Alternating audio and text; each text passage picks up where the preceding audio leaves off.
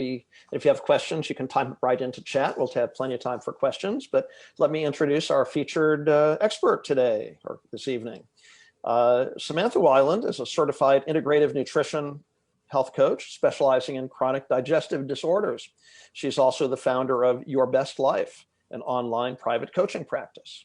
Her passion is helping people in their 30s and 40s whose careers, family time, and social interactions are limited due to the fear and shame around their digestive disorders.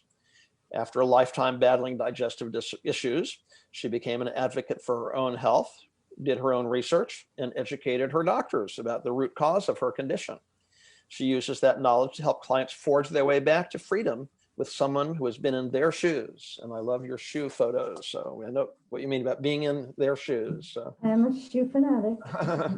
Very cool. Very cool. Well, welcome, Samantha. It's great to see you. Great to see you again, Tom. Thanks so much for having me. My pleasure. My pleasure. No, it's funny. As we've been talking over recent weeks, I told you about some of the medical stories that I produced for ABC News, Good Morning America. And I found that often the most challenging health issues, they might not be something as extreme as, cancer or COVID or what have you, but often there are things that people don't really talk about. They have a big impact on their lifestyle, but they don't want to talk about them for whatever reason. And I know that that is very much your story, and that a number of things led you to seek help from doctors, and it didn't quite work as you probably hoped it would. And that led you even further to gain a lot of knowledge, and that's the knowledge that you share with people today. But just to set the stage and provide a little context, could you tell us about your story and sort of how you came basically to educate your doctors? Sure, yeah, absolutely. But before I do that, when I was actually preparing for this interview earlier, a quote from one of my favorite movies popped into my mind. I'm not sure if you're all familiar with the movie Fight Club. If you haven't watched it, it's definitely go watch it. So one of the quotes is, "The one rule about Fight Club is no one talks about Fight Club." And I thought, that's perfect, because the one rule about, bathroom issues is that no one talks about bathroom issues. So I wanted to do a little poll from the audience. So on a scale of like 1 to 5, how comfortable are you talking in public to people about your bathroom issues? And I don't mean like your best friend or your doctor or, your significant other. I mean, like live in public, like social media, your specific bathroom issues. So 1 is like not likely at all to talk about it, like heck no. And 5 is like, yeah, I'm totally comfortable. I can speak all the potty talk. I'm totally fine with that. So if you all just wouldn't mind, go ahead and put them in the chat. Yeah, there we go. There's a 1. Oh, there's a 1. Yeah. I definitely resonate with all that. I'm definitely a 1, ironically, and even though I specialize in, excuse me. Close the door again, please. Chronic digestive disorders. I have, there's another 1. I think the receptionist at my gastroenterologist's office love taking my call, because when they ask me, what can we tell the doctor is wrong with you? I just say, I'm having some bad bathroom issues. And they're like, oh, okay, we like that. Because you don't always have to be like, disgusting about it. So, within the next hour, we are going to be talking about some chronic digestive disorders, but not in like a gross out kind of way. Like, I live with 2 boys, my husband and my 13-year-old son. So I hear, plenty of bathroom talk, but that's not going to be something we're going to do here. So, if you're planning on having a snack or a drink, don't worry, I won't nauseate you. That's quite all right. Well, it's funny, Samantha, I think I told you recently, I remember a Oprah show from a few years ago when Dr. Oz was on, I think before he had his own show and whatnot, but Oprah said, Dr. Oz is going to tell us about the shape of our poop and why it matters. It's like, oh my gosh, can I handle that? It's like, but it was educational, and there was a reason he was telling us this. It was very interesting. My gastroenterologist actually posted something on Facebook. He's kind of like the face of the practice.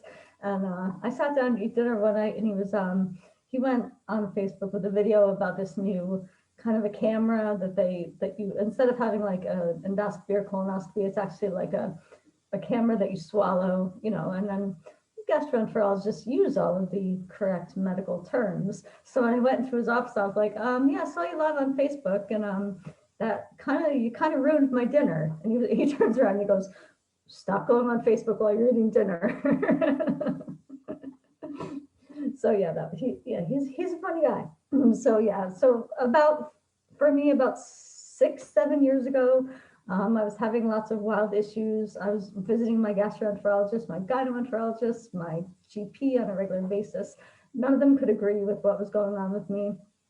And I actually started Googling a lot of my symptoms, which for anyone who has done that creates more stress, more anxiety, which made my issues even worse. So that was definitely not at all helpful for me. For almost 2 years, I was pretty much non-functional, unable to get out of bed. I was missing work on a regular basis. I actually had a bucket next to my desk at home in my home office. So that was pretty extreme. I was a witch of a wife and mother. Because by the time my son came home from school at 4 o'clock, I had been so sick and in so much pain that I could not deal with any of his drama. And it was really, really awful. My gastro eventually ordered a whole battery of tests just to make sure he wasn't missing anything. I feel like he was as frustrated as I was. And he was like, all right, Samantha, let's just back up the train and, double check everything, make sure we're not missing anything. And I was at the point where I felt like, yeah, I think you're right. I think you're missing something. So we'll do these tests. You're gonna figure out what's wrong with me. I'm gonna take a pill and I'm gonna get better. So I remember waking up in the exam room, coming out of my anesthesia, and I heard him say, "Okay, Samantha, everything looks good. We'll see you back in the office in 6 weeks."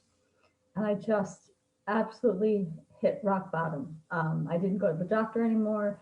I basically I was just hopeless. That was my lowest point. And I thought to myself, okay, so I can live like this and, not show up for my family, not show up for my job, not enjoy my life, or, I can make that decision to take control. So I did start journaling, everything I was eating every day, all of my symptoms, and I started to notice that they were happening in a cycle. So I did a Google search from Johns Hopkins University, Mayo Clinic, Harvard University, like the more legit medical resources, and I found a study from Johns Hopkins University on PMDD and perimenopause. They listed 100 symptoms, and I had 99. The only one symptom I didn't have was weight gain, because I wasn't able to hold anything down, and my menstrual cycle had turned into a constant cycle that never ended. So I was also anemic, severely malnutritioned. So I sent the article to my doctor and I said, look at this. And he was like, he called me, he said, Samantha, this is exactly what's wrong with you. He said, we need to start treating these issues specifically, rather than just, like putting a Band-Aid on it with, a pill to, stop this or that or this or that. We actually dug down into the root cause of what was causing my issues, which were physical, psychological, hormonal. And once we kind of reined those things in, I was really able to change my diet and lifestyle and really get to the point where I was living my best life. Well, that's fantastic. So since that time, I know you've talked with many people, many people have confided in you and sought your advice and so on. How do chronic digestive disorders affect their lives? I mean, I get the sense it really affects a lot of decisions they make on a daily basis, right? For sure. I mean, if you're not sure if you're going to, be okay to go to work, there's always that fear. I remember friends of ours, good friends of ours, were having a birthday party for their daughter, and we hadn't seen them in a very long time. And they lived like way upstate New York, a good close to 2 hours away from me. And like all these back roads way up a mountain, like very few, places to stop. And I was like, I can't. I'm like, you guys go, have a great time, but I just can't. You have that fear and that shame that, you're not going to be able to make it, or you're going to have to, I'm a lady, I don't want to, ruin anyone's party, so to speak. So I think a lot of people that I've talked to, have had the same issues, you know, always having to know like, where's the bathroom, or, you know, where can I run and hide, or, you know, should I go to this social event, or should I skip it because I'm afraid? And there's all this fear around food, you know, I'm afraid to eat anything because I don't know how it's going to affect me. So I'm just going to, you know, not eat. And I did a lot of that as well, which is what led to my incredible weight loss. I was down to, I think, I'm a petite woman, but I was down to close to 67, 68 pounds at my Wow, worst. that's amazing. Yeah. Wow. So where have people, you know, when you've spoken with people and, you know, you've shared your advice and everything that you've been learning, what are some areas that you encourage them to look into? Is it what they eat? Is it, you know, the role of the emotions? Is it how they're feeling? You know, what are some of the areas that you encourage people to start looking at? Well, first of all, first and foremost, you know, I always recommend that people cut out sugar and processed foods. When I was in school at IIN, we were exposed to this study that was done by Harvard University on rats.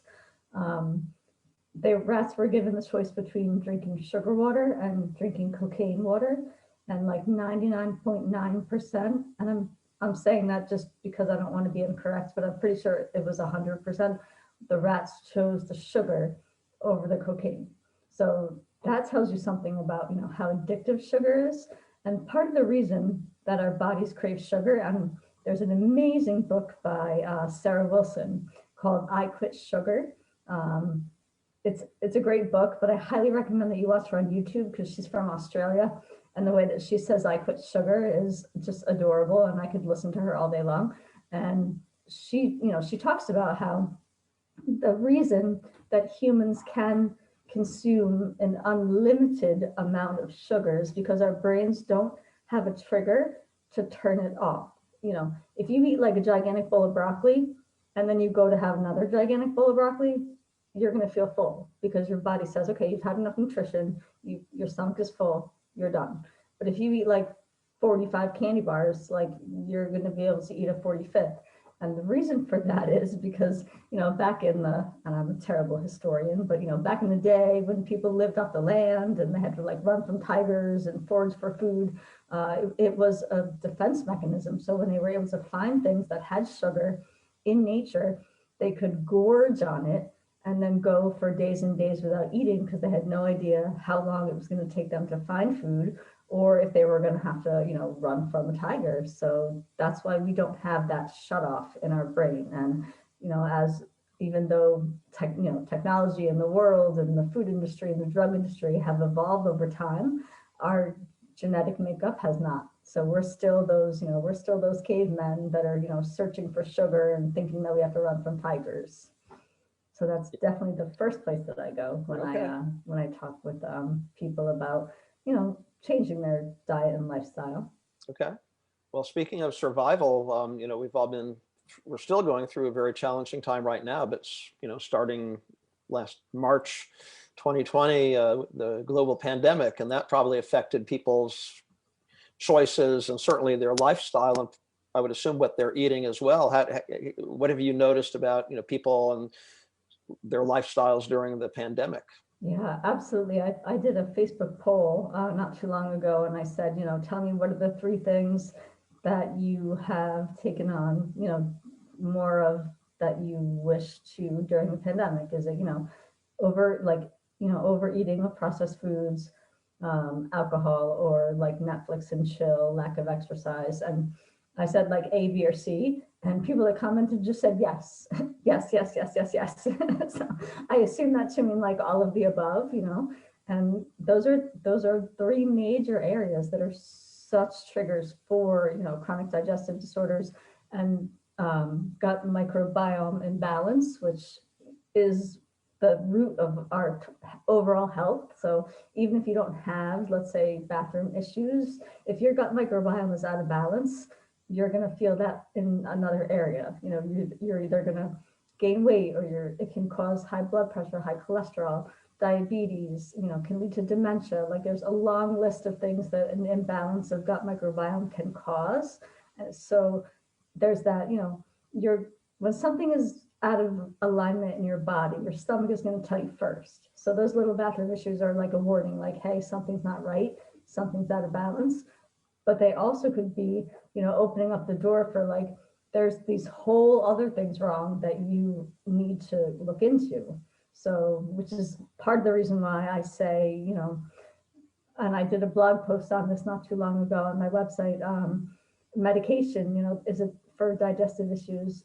Are they the problem or the solution? Because, somebody goes to the doctor, they say they have a, specific digestive issue. Their doctor, examines them, gives them medications to try. They go to the pharmacy, fill it, go home, take the medication. Maybe it works and they think, great, I'm cured. I'm healthy now. I'm just going to stay on this medication. I don't have to do anything else. Or it doesn't work and they don't go back. They just say, oh, forget it. That didn't work. I'm just going to suffer. Or they may have had, an adverse side effect and they don't go back to the doctor. So, there's that whole, or eventually they do go back and then they try something else. And then there's that whole vicious cycle of like trial and error. And the pharmaceutical companies are like, cha-ching, cha-ching, cha-ching. So I think it's really important that, people understand what medication they're taking and why they're taking it and, do their own research. Okay, that sounds like excellent advice. I know towards the end of our hour, you're going to tell us about a program that you're offering people on this call and others who watch this video later. But I know that when you were putting your study and everything you'd learned into a structure, some of the things you're talking about our diet and what we're eating during stressful times like this, that's one of the foundations of your 6-month program, right? Yeah, absolutely. I mean, let me grab that. So yeah, there we go. So my program, this Digestive Distress, I have a questionnaire that I send out to people that are interested. Actually, I should say this first. I have a digestive assessment for people to determine if their digestive issues are, playing a major role in their overall life. And I'm going to go ahead and pop that in the chat for all of you.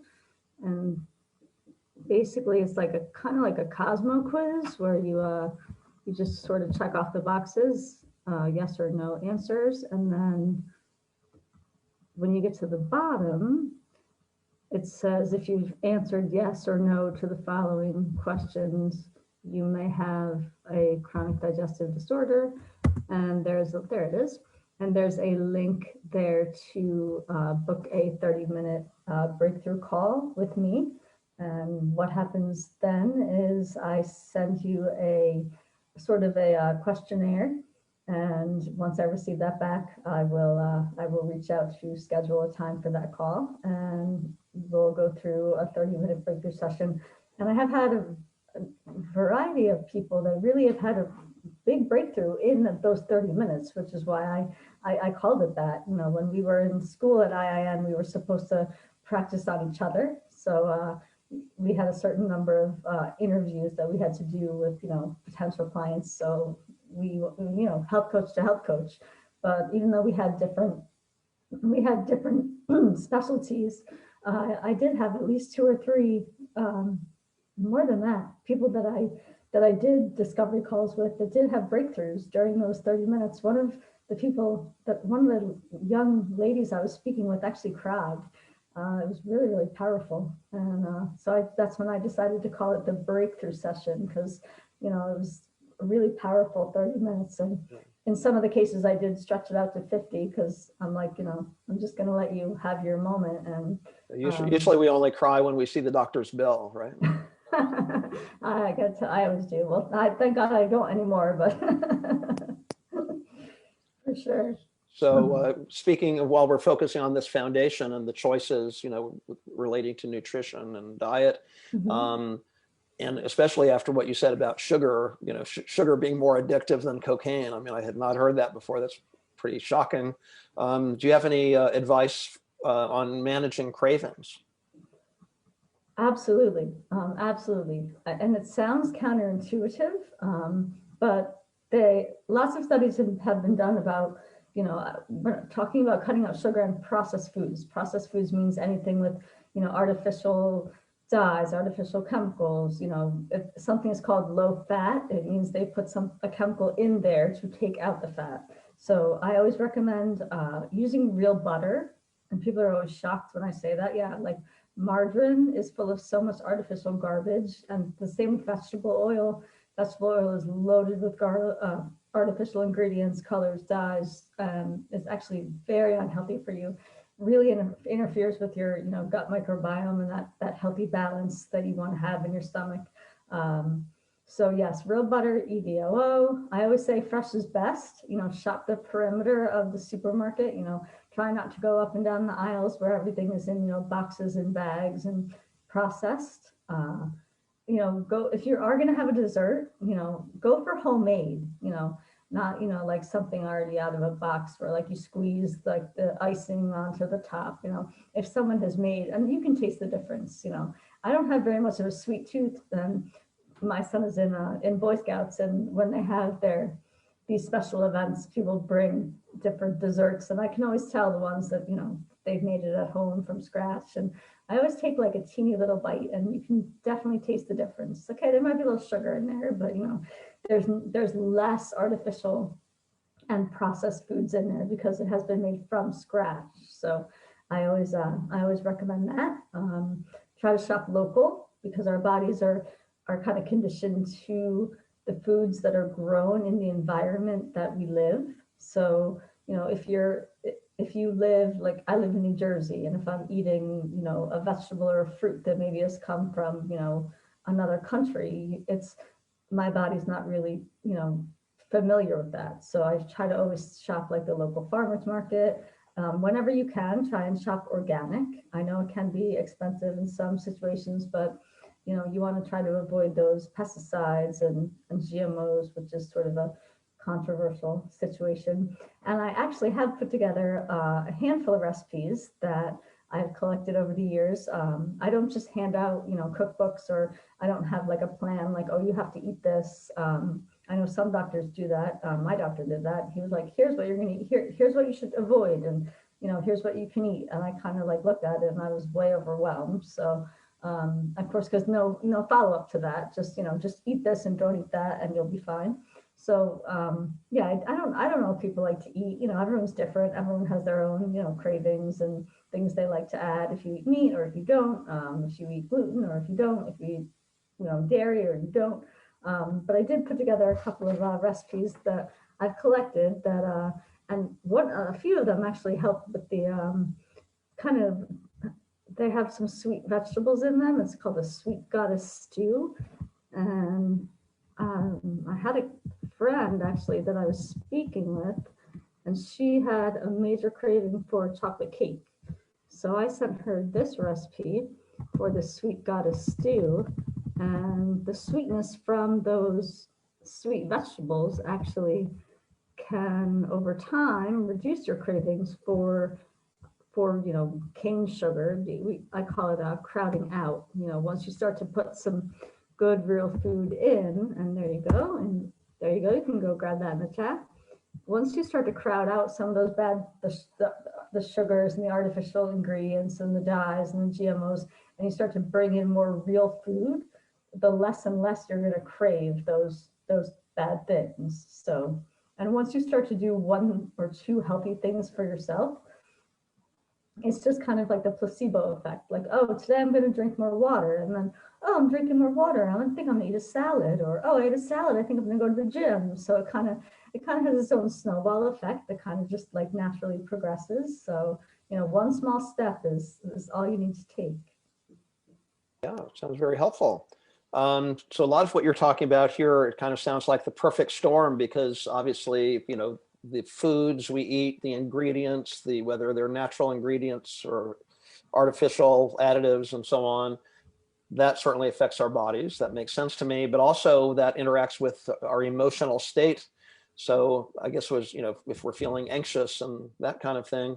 So I was just curious, once you've built this foundation, once you've gotten your body back on track, are you able to go back to different foods you like that you might have cut out? I mean, it sounds like it's best not to go back to artificial foods or, or artificially processed foods.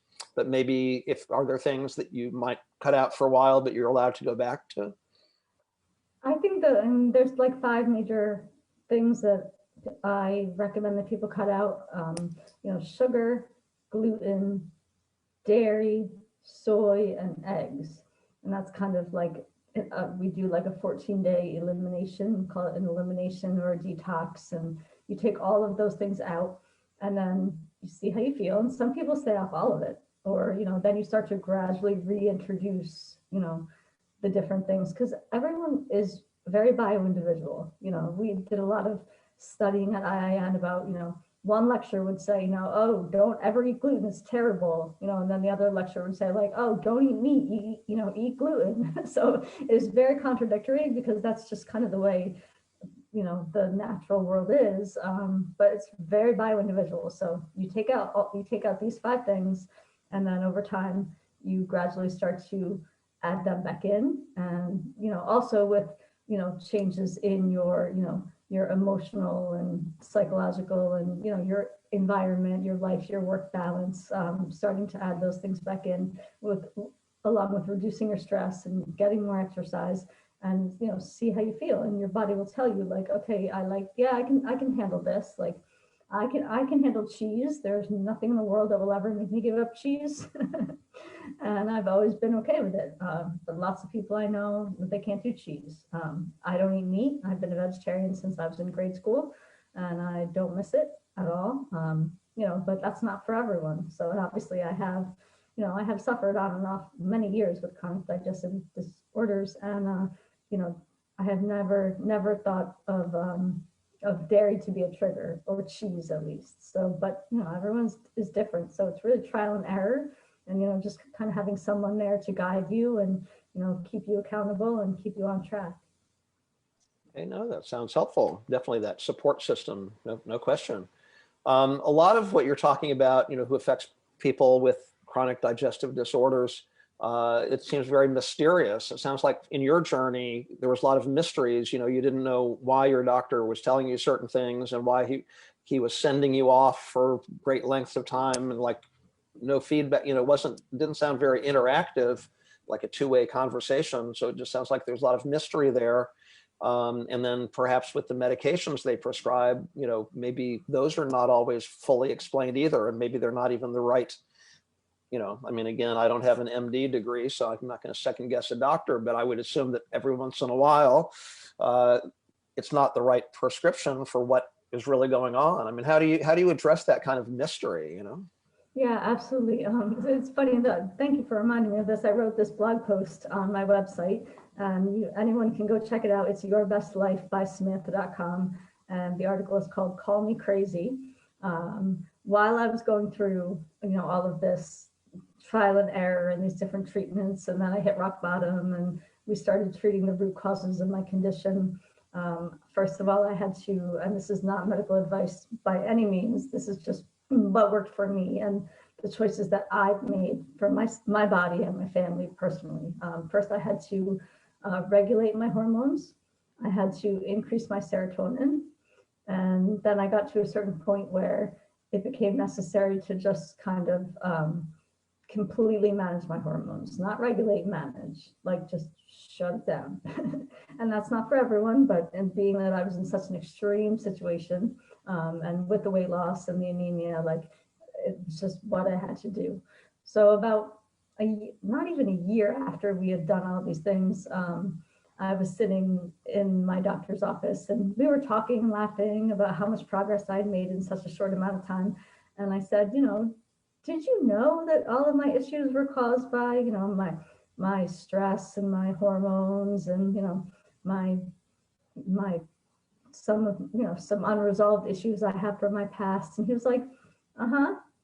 And I was like, well, why didn't you tell me that I had irritable bowel syndrome? He goes, well, most patients don't take very well to being told that their symptoms are caused by psychological and emotional factors. Like they think I'm telling them they're crazy, and then they don't come back, and then I can't help them. So, that's why they have this sort of like, they call it a functional disorder, IBS. Another favorite functional disorder of mine is leaky gut. It's really just a name that they give to a digestive issue that they cannot make a 100% distinct diagnosis of.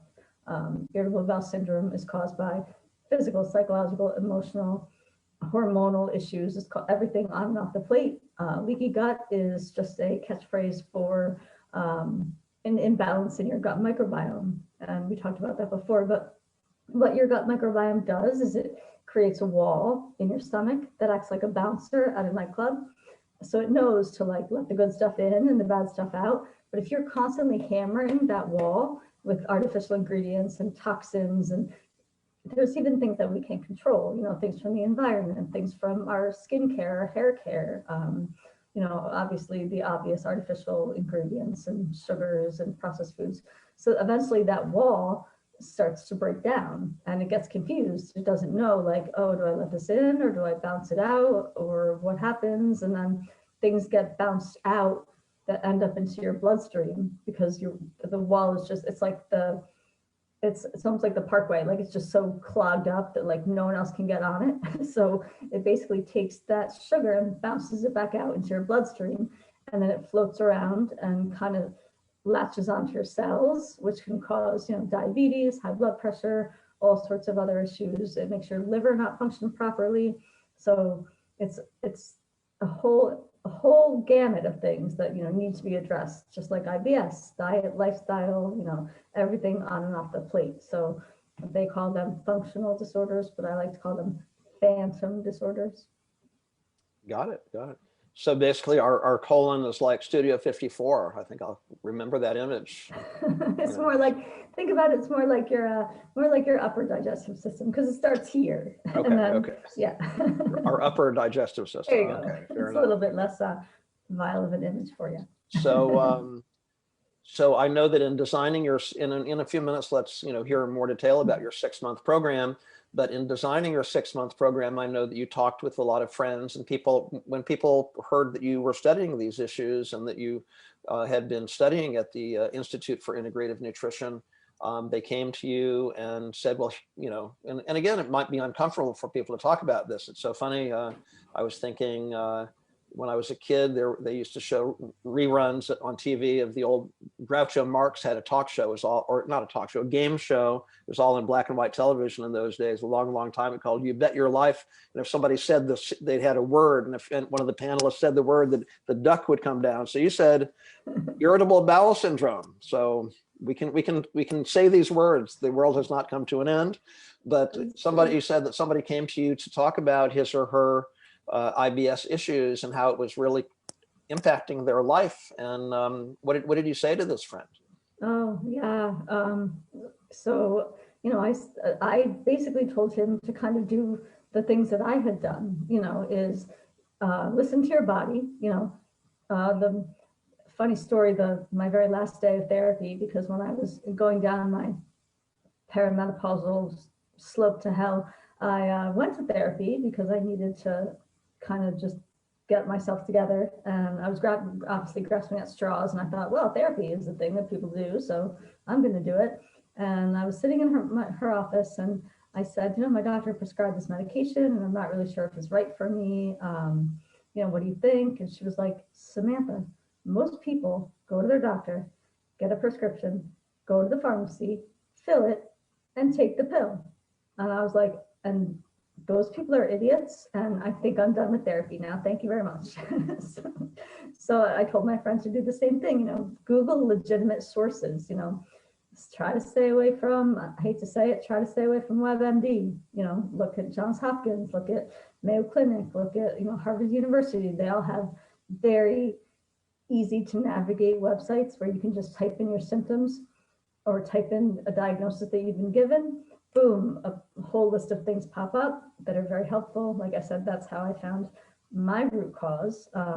I also recommended that if because in the beginning, you sort of do need to try medications to get things under control. So, but I said, don't just take a medication and not follow up. If you don't feel better or you have a bad reaction, go back to the doctor. Even if he said, call me in 6 weeks, if a week later you don't feel good, call and say, I don't feel good, I need to come in. I can't tell you how many times I knew that my doctor was on call on Sundays at the hospital. So I would call in the on-call line and I would say, who's on call tonight? And they would say, Dr. So-and-so. Oh, good. I'm having this issue. I need to speak with him now. And I would just talk to him on the phone. You have to, you have to be an advocate for your own health because you don't have to feel that way. Like you absolutely don't. There is a way to get better, and it's not necessarily by taking a pill. It's a whole list of things that all kind of go together. It's a whole diet, lifestyle, your choices. You have to make the choice. How do you want to live your life? Do you want to live your life miserable, suffering, in pain, in bed, or do you want to live your life 99%? Dress up, show up, 100%, and know how to manage your flare-ups. And that was the choice that I made. I got to like 65% better, and I was like, I wonder if I could kick it up to like 85%. Then I got to 85%, and I was still having some pain. And I went back to him, and I was like, no, I want to be like 99%. So we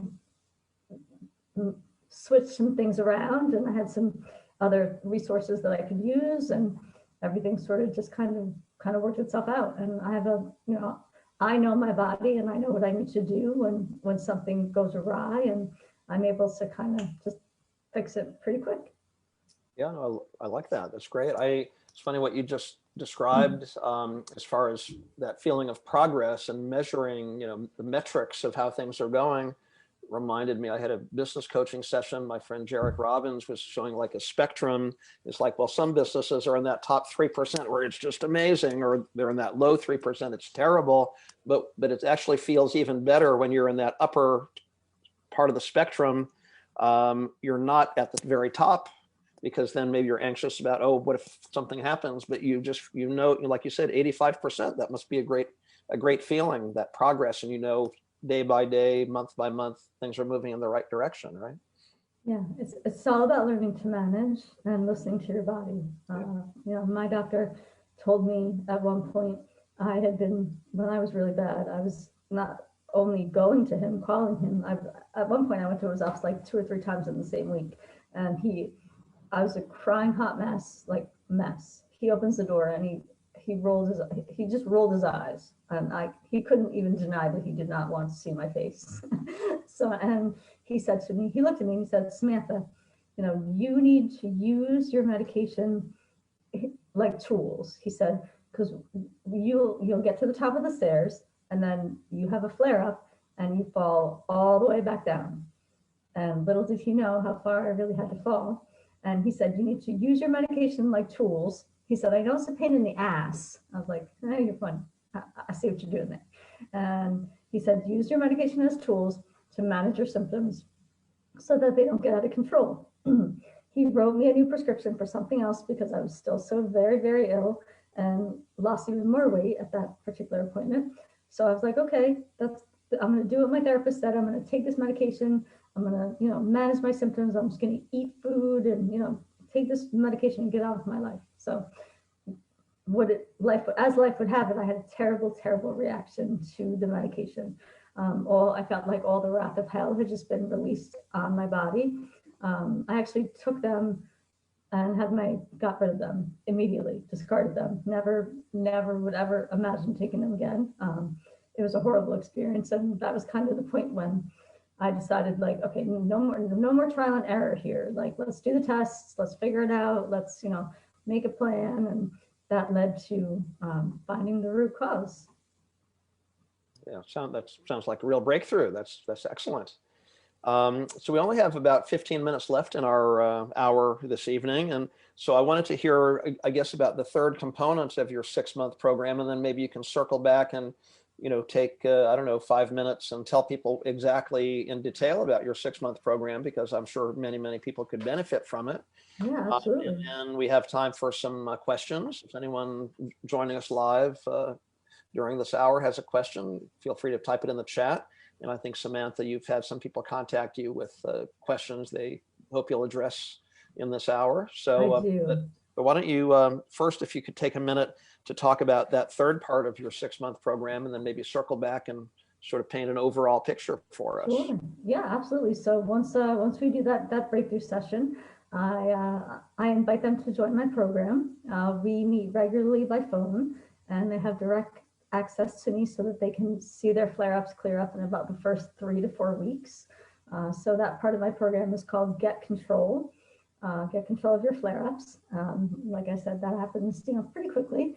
And the second part is get back to loving food, because a lot of people with digestive issues, fear eating things because of the reaction that it might cause. I know for a long time, I ate pretty much the exact same thing every single day just to eliminate food as a trigger. And I didn't enjoy it. It was like a chore. So, really, expanding their palate in terms of different kinds of foods that they can like and enjoy cooking and enjoy making. Once I was able to really, get control of everything, I really enjoyed cooking. I enjoy making salads now. I enjoy, cooking with my son and my family, and, having holiday meals. And before, I shied away from all that. I just absolutely hated it. I'm like, I'll just be here at the table eating my plain Greek yogurt. but now I really love food. Then the third part of my program is, get back to work, back to traveling, back to enjoying quality time with family and friends, because you no longer have that fear and shame of, going out and embracing your life and living it to the fullest. Fantastic. And how can people register for your program or learn more? Do they just contact you directly, or what would you like them to do? I will absolutely, I'm going to invite all of you, because you are here and you've taken this time with us tonight. I'm going to go ahead and send you the questionnaire to schedule a 30-minute breakthrough session with me. So you can just go ahead and download this, and it will take you right to the questionnaire. And then I will email you directly and let you know, so that we can set up time for that 30-minute breakthrough session. And that is a free 30-minute breakthrough session. It's so very generous. So people no obligation there. Were wise to join us tonight then. That's good. Yeah, like I said, a lot of people have had some pretty big breakthroughs in, just that 30 minutes. That's excellent. So if anyone has any questions, feel free to type them in the chat here. And Samantha, what are some of the questions that you've been asked as we prepared for tonight? Sure. Yeah, actually, let me check for my emails. Someone asked me, what does a health coach do that's different from a doctor? So, I always like to say that, no doctor, especially a specialist, they don't really have time to sit down with you for 45 minutes to an hour to talk about your relationships, your career, your exercise, your stress. The only two things that my doctor ever asks me, and I'm sure most people know this, is like, oh, do you drink alcohol? How much? And do you smoke? But no one ever says like, oh, how many cans of Coca-Cola do you drink every day? Or how many cups of coffee, or how many days a week do you go to the gym? And if they did ask those questions, they would probably learn a lot more about your actual health than just those other two things. But they have to kind of like legally check that off the list. So working with someone that can kind of bridge the gap between all of your doctors. Like I said, I was going around and around and around between all of my doctors, and they had different opinions, and it was just like a kind of like a circle of torture. So I like to say, a health coach can really bridge that gap. Someone that can see things from the outside and work with you and your doctors to kind of make a plan that works for you specifically, not necessarily just whatever that one specialty is that happens to be causing that issue. Because your gastroenterologist is going to have his own viewpoint on your issues, and your gynecologist is going to have their own knowledge about your issues, and they all think they're right, of course. And somewhere in the middle there's like common ground somewhere, but you need someone to kind of like facilitate that for you. Can you maybe you could take a minute and paint a picture of what's a life like when you've managed all of these things? I mean, I bet there was a time years ago when I can't speak for you, obviously, but when you felt like, will I ever get to that time when I just feel good and You know what I mean? I mean, can you paint a picture for what it's possible to achieve if you are managing everything that you just described? Yeah, absolutely. You know, it's so funny that we're talking about this right now because you know, I do have flare-ups. I'm not, you know, I'm not 100% completely cured. You know, my perimenopause can go on for the next like 5 to 10 years. It's like indefinite. So, you know, who knows what's going on in my body, but I know that there are certain things that trigger me. And this particular week has just been one of those weeks. And I always try to help coach myself out of it. You know, I have a laundry list of things, and I probably should share them because they are incredibly valuable. Things that I reach for, you know, things like ginger tea, apple cider vinegar, peppermint. I take a super high quality probiotic. I take a digestive enzyme from Sun Warrior, SUNNWARRIER. And I actually have a discount code if anyone wants to try it. I highly recommend it. It's gotten me out of some really bad situations. It's called Enzorb, ENZORB. And if you're a first time buyer, you'll automatically get 20% off of your order. And if you use my discount code, Your Best Life, you get an additional 15%. So your first order is basically free. But then, so I'm doing all these things, you know I'm health coaching myself through it. And sometimes I let it go on for a couple of days. But this week I let it go on for like 30 seconds. And then there are some medications that I do have, you know, in my toolbox to reach for when I need them.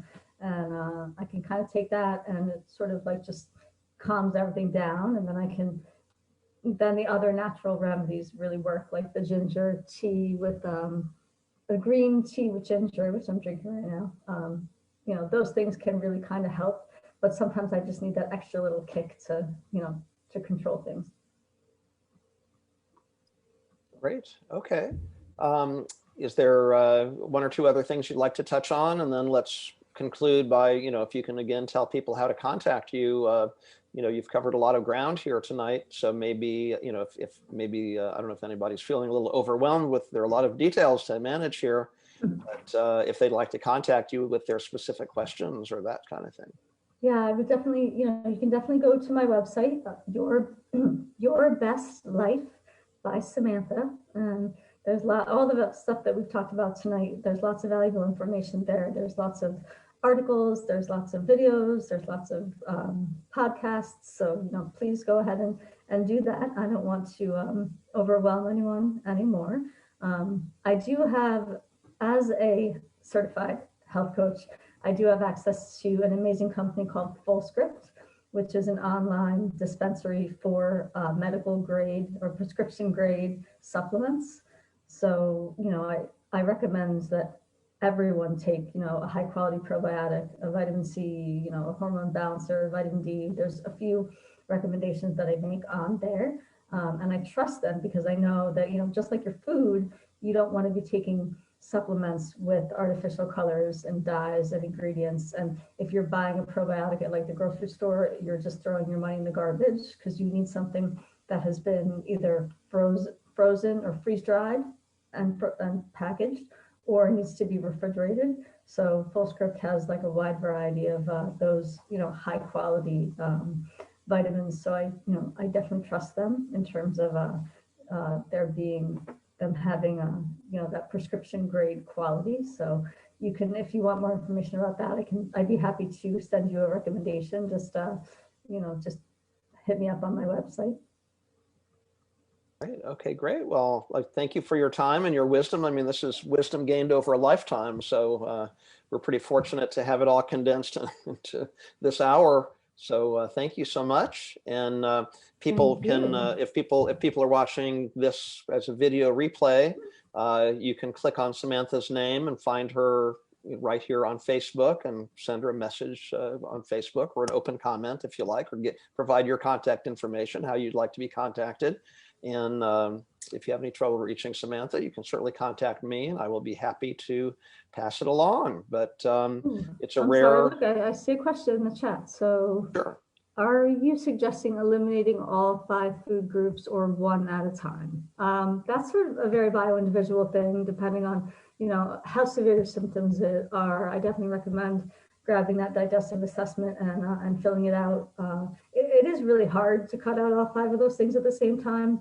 You can do them, 1 or 2 at a time and see how it goes. It is a little bit of a slower process, but those seem to be like the top 5 as far as I know. I know Joshua Bernstein in his practice, he has Dr. Neil Barnard. I know he has in his program, he has a functional medicine clinic. He has all of his patients eliminate those top 5 things for 14 full days. And that's kind of like a marathon. Well, once you do that, it's like you feel like you can do anything. Amazing, amazing. Excellent question. Yeah, thanks, Terry. So good. Okay, and thank you, Samantha. This has been great. I know a lot of people already will benefit from this as we implement, what you've taught us now. And I look forward to a lot of people seeing this video, and I definitely encourage everybody to sign up for your program. I think that could change a lot of lives. So thank you for making it available to everyone. Thank you, Tom. And for anybody that's watching on Facebook, you still can register for this workshop, and I will send you the replay. So you can go ahead and go to my page and go ahead and click one of the many, many links that I have for the workshop, and you'll get the replay and all the special goodies in your inbox first thing tomorrow morning. That's great. Okay, well, thanks again. Thanks everybody for joining us, and look forward to continuing the conversation. Thank you. Bye.